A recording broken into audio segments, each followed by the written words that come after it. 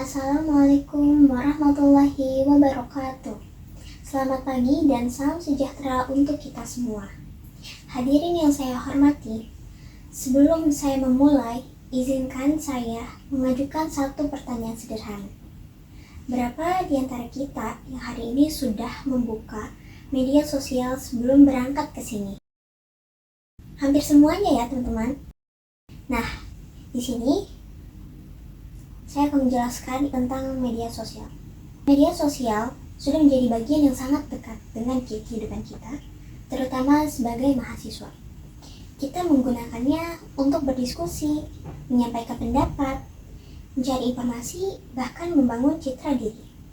Namun, di balik kemudahan tersebut, seringkali kita lupa satu hal penting, yaitu etika dalam berbahasa.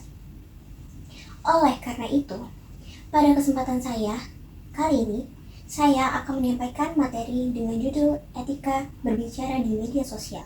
Hadirin sekalian, media sosial pada dasarnya adalah ruang publik digital. Apa yang kita tulis, komentari, atau bagikan tidak lagi bersifat pribadi, melainkan dapat dibaca, disimpan, disebarluaskan oleh siapa saja. Sayangnya, kebebasan ini sering disalahartikan sebagai kebebasan tanpa batas. Kita kerap menemukan komentar bernada kasar, ujaran kebencian, hoaks, hingga perdebatan yang berujung saling merendahkan.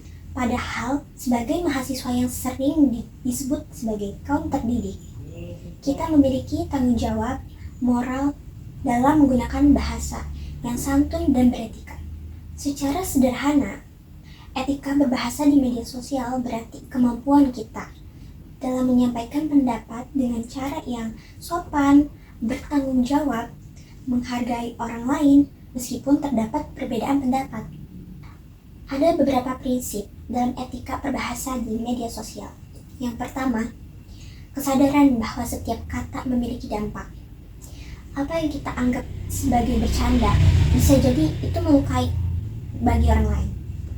Sekali sebuah unggahan dipublikasikan, jejak digitalnya akan sulit dihapus. Maka, sebelum kita menulis atau mengomentari sesuatu, kita perlu bertanya pada diri kita sendiri, apakah kalimat ini pantas, perlu, dan tidak merugikan bagi orang lain. Yang kedua, menggunakan bahasa yang sopan dan tidak provokatif. Berbeda pendapat adalah hal yang wajar, bahkan saat kita dalam diskusi. Namun, perbedaan tersebut seharusnya disampaikan dengan argumen yang logis, bukan dengan hinaan atau serangan personal. Etika berbahasa mengajarkan kita untuk mengkritik gagasan, bukan menyerang individu. Yang ketiga, memeriksa kebenaran informasi sebelum membagikan. Bahasa tidak hanya soal kata-kata, tetapi juga pesan yang kita sampaikan. Menyebarkan informasi palsu atau hoaks meskipun tanpa niat buruk tetap merupakan pelanggaran etika.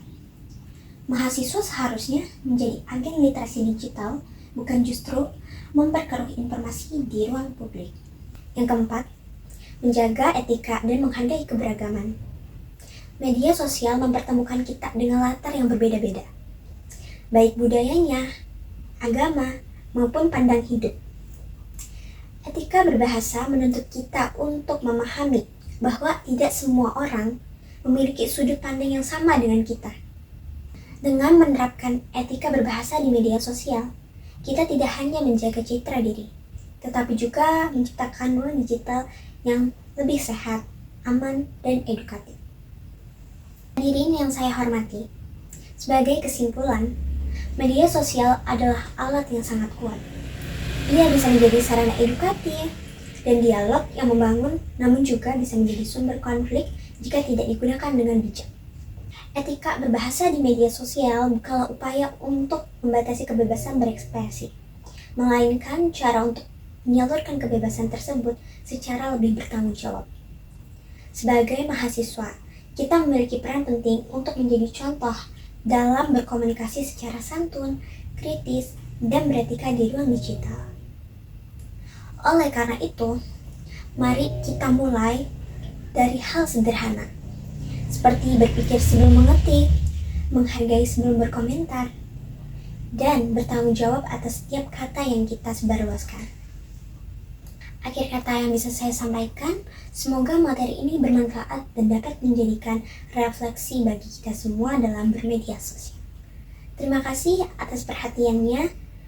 Sekian, wassalamualaikum warahmatullahi wabarakatuh.